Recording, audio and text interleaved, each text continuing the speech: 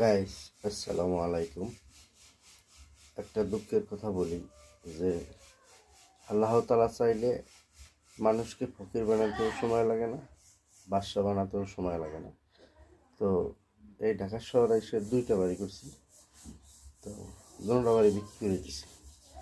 তার কারণ হয়েছে আমার পিছনে কোনো ব্যাকিং নেই খরচাপাতি দেওয়ার জন্য, কারণ এখন তো বয়স হয়ে গেছে, চলতে পারি না। সেক্ষেত্রে এই বাড়ি বিক্রি করে দিছি। বাড়ি বিক্রি করে আমার ফ্যামিলি সব বাড়িতে পাঠাই দিছি। এখন আমি নিজে একটা ছোট রুম নিয়ে থাকি। এই যে দেখেন, একা থাকি।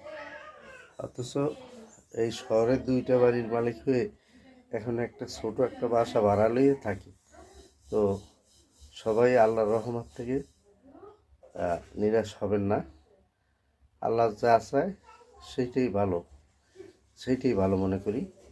তো ভাইয়েরা বোনেরা, সবাই আল্লাহর রহমত নাজিল করবেন এবং আল্লাহর রহমত চাইবেন।